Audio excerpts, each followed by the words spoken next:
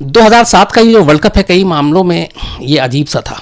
और उस वक्त मुझे एक इंजमामुल हक का इंटरव्यू भी याद है जिसमें इंजमामुल हक ने कहा था, वो पाकिस्तानी टीम के कैप्टन थे तब, कि अगर ये वर्ल्ड कप किसी और कंट्री में हो रहा होता और एक टीम के कोच की इस तरह से मौत होती रहस्यमयी तरीके से, तो शायद वर्ल्ड कप रद्द हो जाता। लेकिन यहाँ पे ऐसा हुआ नहीं और वर्ल्ड कप अपने हिसाब से चलता रहा, सब कुछ हुआ। पूरी कहानी अभी बस विकी पाजी आएंगे वो है, लेकिन मैं आपको शुरुआत थोड़ा सा बता देता हूँ। ये बात है 18 मार्च 2007 की, और उस दिन संडे का दिन था और इत्तेफाक से पाकिस्तान एक दिन पहले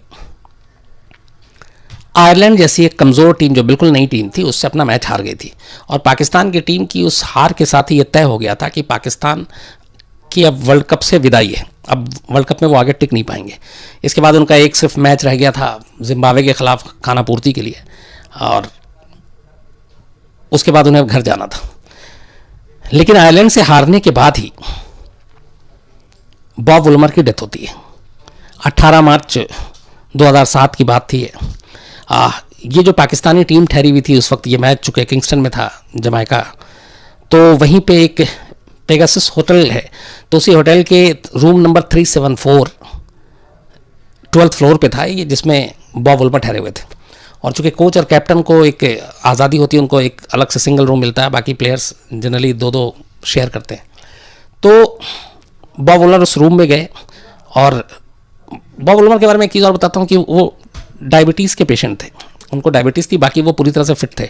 डेली मॉर्निंग में स्विमिंग करना उनकी आदत में शामिल था, और इस दौरान उन्होंने वेट भी काफ़ी लूज़ किया था।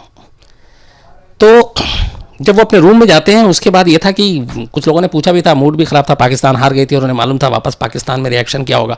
वहाँ उनके बाकायदा पोस्टर और ये सब जलाए जा रहे थे, खिलाड़ियों के घर पे धरना प्रदर्शन हो रहा था। तो ये था कि वो जल्दी सो जाएंगे, लेकिन वो रूम में जाने के बाद सोते नहीं हैं। उसका रिकॉर्ड ये मिलता है कि 3:15 पर वो एक ईमेल करते हैं और उसके बाद सोते हैं। दिन फिर मॉर्निंग में सुबह उनकी जो लाश है वो बाथरूम में मिलती है। बाथरूम में खून के कुछ धब्बे थे, वोमिट था, उल्टियाँ की थी उन्होंने, और उसके बाद उनके नाक के ऊपर भी कुछ चोट के निशान मिले थे। तो जब ये शुरुआत में मौत की जब खबर आई तो ये कहा गया कि हार्ट अटैक है, सेम वैसे ही जैसे श्रीदेवी के मामले में हुआ था, और वहाँ की जो किंगस्टन की पुलिस और तमाम लोग। तो पहले ये लगा कि हाँ ये हो सकता है, पॉसिबल है सब कुछ, तब बस शोक की लहर थी, लेकिन और किसी तरह की कोई इसमें शक की गुंजाइश नहीं थी। लेकिन जब वहाँ की डिटेक्टिव टीम, पुलिस की टीम ये सब मौके पे पहुँचती है और वो सारी चीज़ें देखती है, तो फिर अचानक ये खबर आती है कि ये हार्ट अटैक नहीं है बल्कि ये मर्डर है। और मर्डर की जो थ्योरी बताई जाती है वो सारी अलग अलग थी। पहला ये था कि पॉइजन दिया गया है, दूसरा ये था कि स्ट्रैंगुलेशन है, यानी कि गला घोटा गया है, तीसरा ये था कि ड्रग्स के ज़रिए कुछ ऐसी चीज़ें मिलाई गई जिसकी वजह से उनकी मौत हुई, ओवरडोज। तो ये सारी थ्योरी थी, और उसके बाद पुलिस ने इसमें सारी जांच की। लेकिन सारी सच्चाई क्या थी विकी पाजी आ गए हैं, देखिए मेरे सामने। और अब मनोज का बर्थडे था ना? हाँ, मनोज बिल्कुल विश कर दिया। तो उनका वो, और मैं आप लोगों को ये भी बताना भूल गया था कि आज केबीसी चल रहा है, और केबीसी में भी मैं आ रहा हूँ। अरे वाह! आज और कल दोनों दिन। वाह! तो अब आते हैं मुद्दे पे। मैंने अभी तक सिर्फ ये जो बताया है 18 मार्च 2007 किंगस्टन का होटल, उससे पहले पाकिस्तान अपना मैच हार के लगभग वर्ल्ड कप से बाहर हो गई आयरलैंड के खिलाफ, और फिर ये रूम में जाते हैं। रूम में जाने के बाद ये आखिरी 3:15 पे ईमेल करते हैं, और सुबह इनकी बॉडी बाथरूम में मिलती है। वोमिट किया हुआ था, ब्लड थे कुछ मुंह से निकले, नाक पे कुछ चोट के निशान थे, हो सकता है वो गिरने से या जो भी थी। और जो जमैकन पुलिस ने और पहले वहाँ के डॉक्टरों ने जो कहा देखने के बाद, वो ये था कि ये, हाँ ऑटोप्सी जो हुई, कि ये ऑटोप्सी की रिपोर्ट आने से पहले ही कह दिया कि हार्ट अटैक है। उसके बाद सारा कुछ सब कुछ नॉर्मल हो रहा था, लेकिन अचानक फिर आता है कि नहीं ये मर्डर है, और इसमें अलग अलग कहा गया कि ये पॉइजन दे के मारा गया। स्ट्रैंगुलेशन की बात आई, गला घोटने की बात आई। ये था कि लोकल वहाँ के जो क्रिमिनल हैं वो इसमें इन्वॉल्व हैं। मैच फिक्सिंग, पाकिस्तान के प्लेयरों के सीसीटीवी इमेज को लेकर भी काफी बात हुई। उसमें उस सीसीटीवी को फुटेज को लंदन भेजा गया था, बिल्कुल, ताकि इलाज करके देख सकें।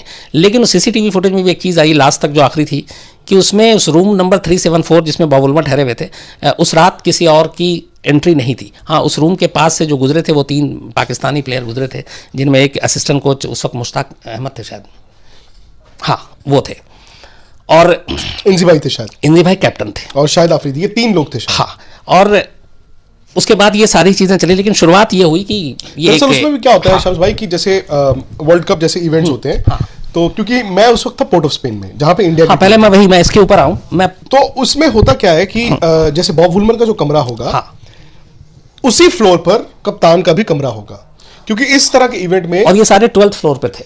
उस होटल के बारे में उस दिन भी एक दिन आप बता रहे थे, पेगासस होटल, हाँ, इसमें मैं 6 महीने पहले ठहरा था जब 2006 में हम गए थे। बड़ा थोड़ा डिप्रेसिंग टाइप होटल है, उसके साथ हिल्टन होटल है, वो ज्यादा अच्छा था। तो उसमें होता क्या है कि जो कोच होते हैं, जो मैनेजर होते हैं और जो कप्तान होते हैं, इनको स्वीट मिलते हैं, बाकी प्लेयरों को कमरे मिलते हैं। तो अगर इंजी भाई वहां से निकल के गए हैं तो जाहिर तौर पर उसी फ्लोर पर उनका भी स्वीट होगा, क्योंकि बॉब वुलमर को स्वीट ही मिला गया होगा। हाँ, कैप्टन और कोच को मिलता है। तो वो हो सकता है कि प्लेयर जा रहे हो, लेकिन पाकिस्तानी प्लेयरों को तो रोक लिया गया था। और जो आप हार्ट अटैक की बात कर रहे हैं, पहले खबर यही आई थी। मैं इसमें से एक चीज करके आपसे बात कर रहा हूँ। इस आयरलैंड के खिलाफ मैच के पहले बॉब वुलमर को लेके पाकिस्तान में बड़ा गुस्सा था, और वो बॉब वुलमर का इल्ज़ाम था कि वहाँ के जो 2 बड़े प्लेयर हैं, जावेद मियादाद और इमरान खान, वो इनके खिलाफ साजिश कर रहे हैं। ये एक चीज़ थी। दूसरा, इनकी एक लड़ाई और जो हाईलाइट हुई थी पूरे इन्वेस्टिगेशन में आई, कि बॉब वुलमर की एक शिकायत थी पाकिस्तानी टीम से कि ये लोग प्ले ज़्यादा करते हैं, प्ले कम करते हैं। मतलब जिसके लिए उस वक्त नया एक वो हुआ था कि सारे प्लेयर्स दाढ़ी रखना शुरू कर दिए थे, और इंजमाम खुद उसको लीड कर रहे थे। और ये कहते हैं कि बॉब वुलमर को इंजमामुल हक लगातार ये कहते थे कि आप एक कोच बहुत अच्छे हो, लेकिन आपके पास आपका गॉड नहीं है, तो आप रिलीजन वो क्यों नहीं करते? तो उनका कहना था बॉब वुलमर का कि मैं अपना देखूंगा, है ना, आप अपना देखो, लेकिन आप मेरे जो यहाँ पे लाएंगे, मेरी जिम्मेदारी आपको खेलने का है, आपको खिलाने का है, सिखाने का है। ये प्रे और ये सारी चीज़ें मेरी जिम्मेदारियों में शामिल नहीं है। तो उसको लेके कहते हैं कि बॉब वुलमर और इंजमाम के रिश्ते अच्छे नहीं थे। ये बातचीत में बाद में भी आई। बिल्कुल सही कह रहे हैं आप। अब यहाँ पे 2-3 चीज़ें थी।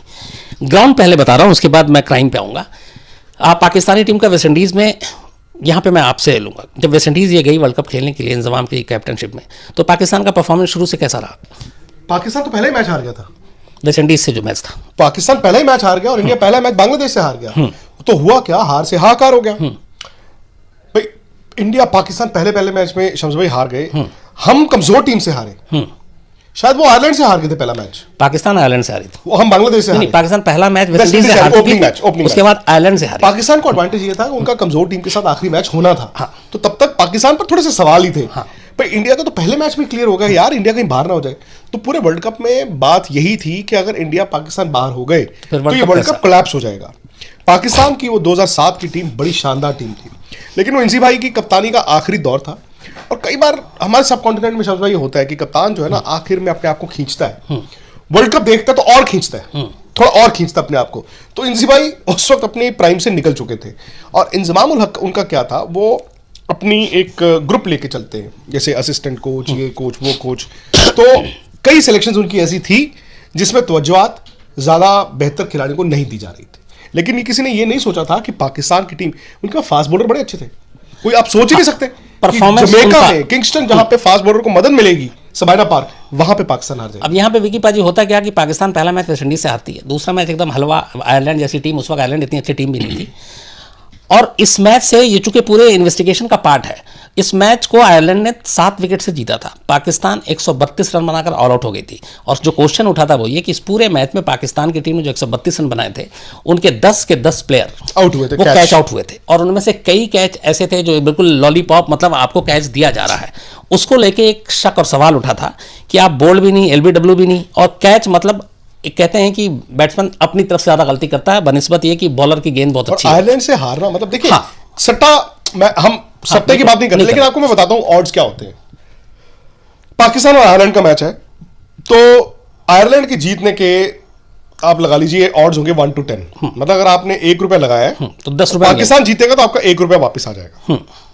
लेकिन अगर आप आयरलैंड जीतेगा तो 10 रुपए मिलेंगे, तो 10 रुपए आएंगे। मतलब आपका ₹1 वापस आया, उसके ऊपर आपको ₹1 पाकिस्तान की जीत पे मिला। लेकिन चूंकि आयरलैंड की जीतने की संभावना ही नहीं है दूर दूर तक, तो आपको ₹10 भी मिलेंगे, अपना ₹1 भी मिलेगा।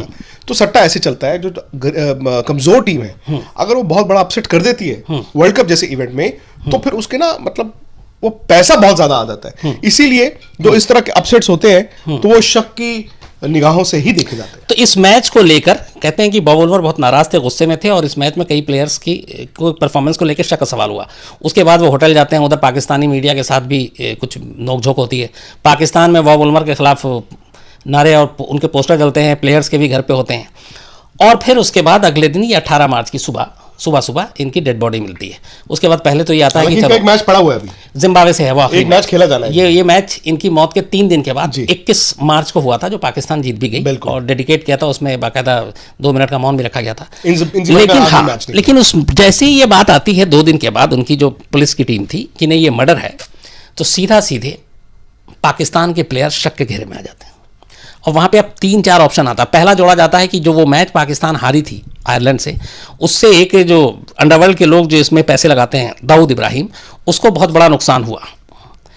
दूसरा आया कि जो जमैका के लोकल गैंगस्टर हैं और फिक्सिंग को लेके उनका इन्वॉल्वमेंट हो सकता है। तीसरा आया कि उस वक्त बॉब वुलमर एक बुक लिखने जा रहे थे फिक्सिंग पे। और बॉब वुलमर की इसलिए यहाँ पे इंपॉर्टेंस ज्यादा है कि 2002 में जब हैंसी क्रोनिया का मैच फिक्सिंग का स्कैंडल आया था और हैंसी क्रोनिया बाद में प्लेन क्रैश में उनकी मौत हो गई थी, तब Bob Woolmer south Africa team के कोच हुआ करते थे और यहाँ पर वो पाकिस्तान टीम के अरसे से कोच थे। तो अब यहाँ पे आ गया कि पूरी फिक्सिंग क्या किताब में वो खुलासा कर रहे हैं, क्या उस मैच को लेके कुछ जानकारी आ गई, ऐसी क्या चीजें थी, कुछ खिलाड़ियों का नाम उस किताब में, कुछ खिलाड़ियों के नाम, बल्कि ये हुआ था कि पाकिस्तान की टीम जिम्बाब्वे के खिलाफ मैच जीतने के बाद उनका सफर खत्म हो गया वर्ल्ड कप में, तो वो वापस जा रहे थे वाया लंदन पाकिस्तान। लेकिन एयरपोर्ट पर ही अचानक पुलिस की टीम इधर प्रेस कॉन्फ्रेंस करती है और कहती है कि आप में से 3 लोगों को रुकना पड़ेगा, हम पूछताछ करेंगे, जिसमें से एक इंजमामुल हक थे, एक मुश्ताक अहमद थे और एक और शायद अफरीदी थे, शायद।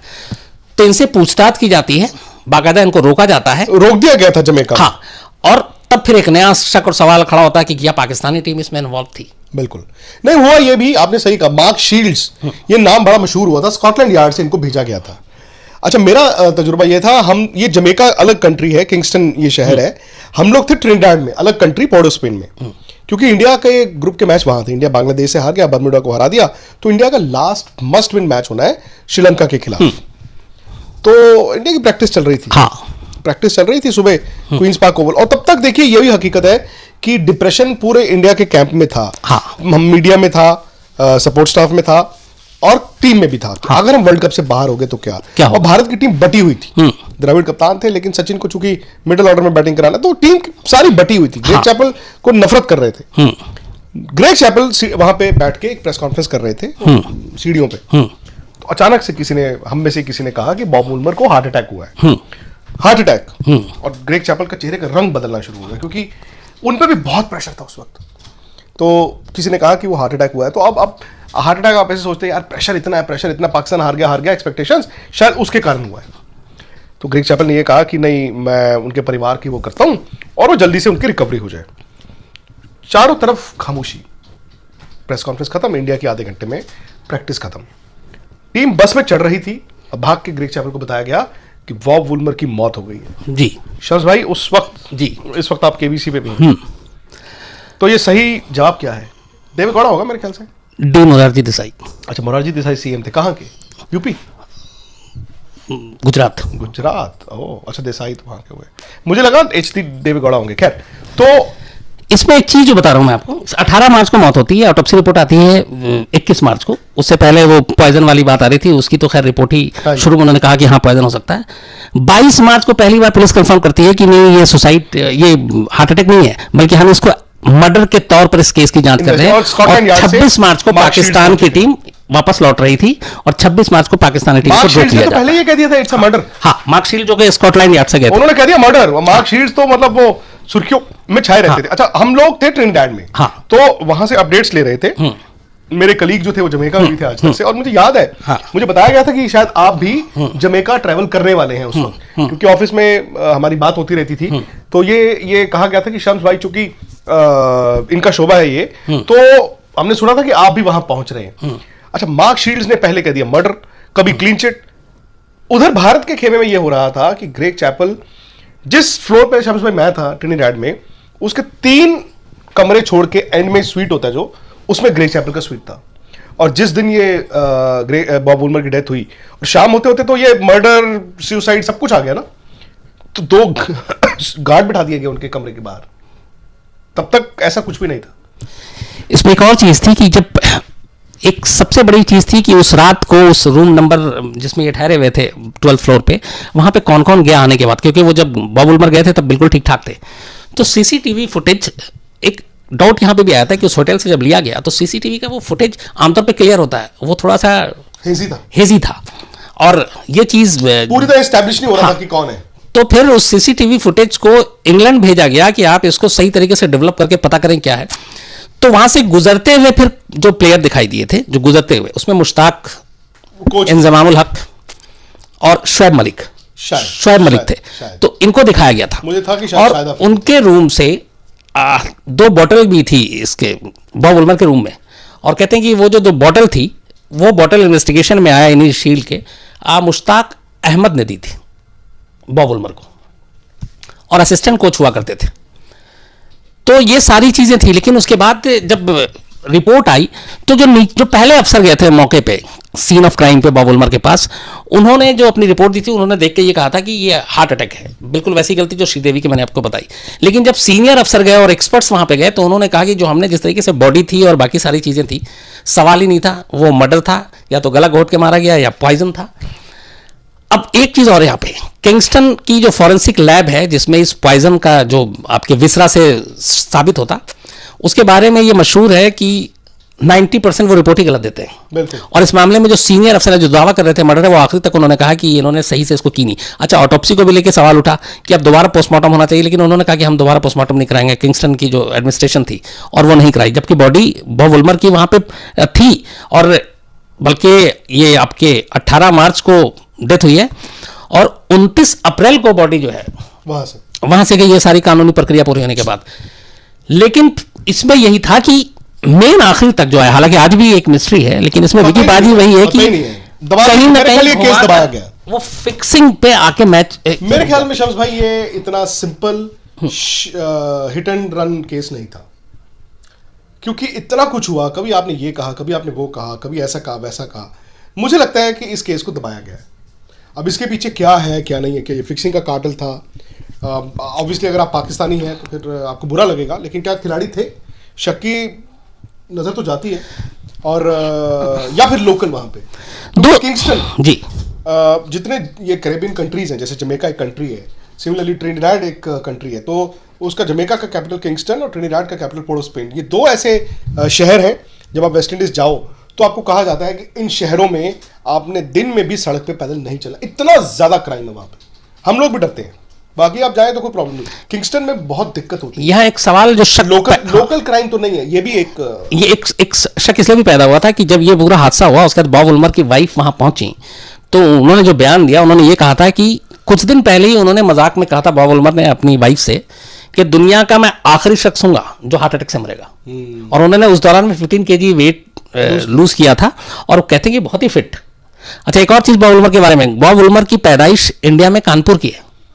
बाद में उनके पेरेंट्स जो फादर इंडियन थे, बाद में वो जाकर वहां पे इंग्लैंड में फिर ये साउथ अफ्रीका की टीम कानपुर में टेस्ट मैच हारी थी शायद 96 में, तो ये कोच थे उस वक्त। हाँ, ये कोच थे।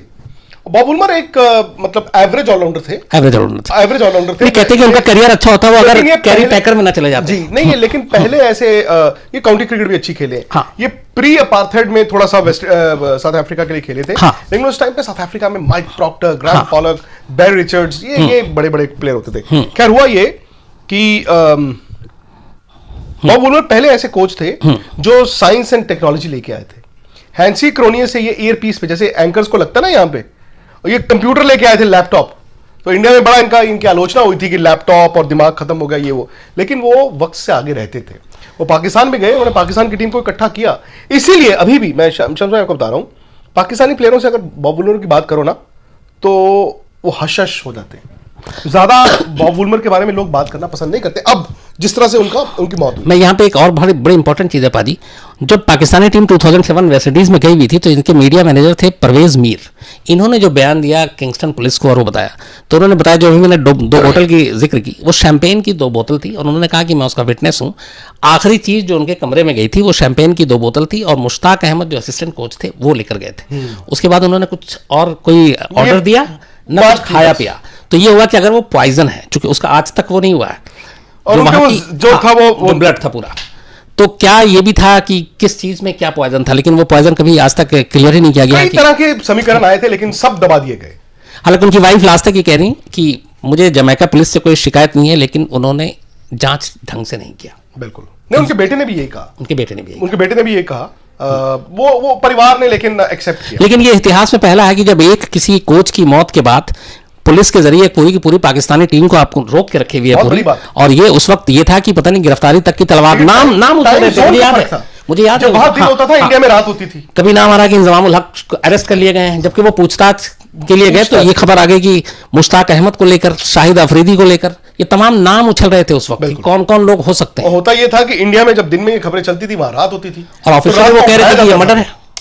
नहीं बहुत वो। और देखिए इंडिया का हारना भी जो है ना हमारे लिए जुड़ गया था, क्योंकि ये खबर इतनी डिप्रेसिंग। मैं आपको बता रहा हूं कि बॉब वुलमर की डेथ वाला दिन, उसके अगले दिन इंडिया का बाहर होना, ये 4-5-6 दिन ऐसे थे, और इंडिया की टीम फिर 2-3 दिन वहीं रही ट्रिनिडाड में। ये शायद इस तरह का हफ्ता मैंने अपने क्रिकेट करियर में, मतलब एज मीडिया मैंने नहीं, मतलब आप ये लगा लीजिए ऐसा लगता था कि दीवार भी आपको काट लेगी। इतना डिप्रेशन हो गया था। एक तो इंडिया के वर्ल्ड कप बाहर होने से, खिलाड़ियों के प्लेयर हमारे वो जो चेहरे लटक गए, ग्रेग चैपल, और फिर उधर से बॉब वुलमर। और दूसरी बात यह है जो पेगासस होटल जिसकी हम बात कर रहे हैं, कई बार होता है ना कि होटल का नाम बहुत है लेकिन आप उस होटल में घुसते हो, आपको उसका कलर स्कीम नहीं पसंद आता, आपको लगता है यार लाइट भी क्या यार, और जहां पे आपको डिप्रेशन होता है वो उस तरह का होटल था। हालांकि हमें बड़ी हैरानी हुई क्योंकि उसके साथ जो हिल्टन होटल था वो भी 5 स्टार था, वो बहुत बड़ा, वो ब्राइट होटल था। तो पेगासस में टीमों को क्यों रखा गया ये हमें नहीं समझ आया था, क्योंकि इस होटल पेगासस में 1 साल पहले क्राइम बहुत हुआ था। इसलिए इंडिया की टीम, जब हम 2006 में गए थे, टीम हमारी हिल्टन में रही थी, लेकिन हम लोग जो थे मीडिया, मैं उसमें पेगासस में 2-3 दिन रहा, मुझे पसंद नहीं आया, फिर आई मूव्ड आउट। जब टेस्ट मैच आया तो फिर मैं उस होटल से बाहर निकल गया। उस होटल में ना आपको नेगेटिव वाइब्स मिलते थे। और इस पूरे मामले में किंगस्टन के जो गैंगस्टर थे, जो ड्रग्स पेडलर थे, इन सब को भी पुलिस ने उठाकर पूछताछ की और इंक्वायरी की थी। पूरा जो मामला था उसमें मैं जो सिर्फ ये बताना चाहूंगा विकी पाजी कि लास्ट तक किंगस्टन पुलिस ने जो अपनी 29 अप्रैल को बॉब वुलमर की बॉडी साउथ अफ्रीका पहुंची थी, उसके बाद फ्यूनरल हुआ, लेकिन जो पुलिस थी वहां की आखिर में उसने यही कहा कि उसने गला घोटने के हिसाब से, पॉइजन के हिसाब से और सब कुछ देखा, लेकिन कहीं ना कहीं ये थे कि अगर ऑटोप्सी, सेकंड ऑटोप्सी की जो बात थी वो होती तो शायद कुछ खुलासा होता। पॉइजन विसरा की सही रिपोर्ट होती और उसको अगर भेजा जाता, आप मान लीजिए स्कॉटलैंड यार्ड या और कहीं पे, तो भी कुछ हो सकता था। पर उन्होंने कहा कि चूंकि एक ये भी आ रहा था कि हमारे कंट्री की इज्जत की बात है कि लगेगा कि ये कितना सा भी जांच नहीं कर सकते, तो उस मामले में भी ये जांच फंस गया। लेकिन वहां के जितने सीनियर अफसर थे, इवन जिनकी बात कर रहे हैं आप शील साहब की, उन सब का यही था कि ये हार्ट अटैक नहीं है, ये एक मर्डर है, लेकिन इस मर्डर को कभी एस्टेब्लिश नहीं किया जा सका। बाद में क्लीन चिट भी दे दी, और बाद में क्लीन चिट भी दी, और ये आखिर तो तक यही है। से हुआ, जैसे शम्स कह रहे हैं कि कभी आप कुछ कह देते हो, कभी आपने मर्डर कह दिया, कभी आपने हार्ट अटैक कह दिया, कभी आपने सुसाइड भी कह दिया था, और फिर कहा गया कि नेचुरल डेथ है। तो ये मेरे ख्याल में तो इस पूरे केस को असल में उलझाने वाला ही वो किंगस्टन पुलिस थी। मेरे ख्याल से तो ये केस बॉब वुलमर वाला दबाया गया। ये है कहानी में जितना ही। अब आपसे मुलाकात होगी कल रात 9 बजे किसी नई कहानी के साथ। तब तक अपना ख्याल रखिएगा। Thank you very much.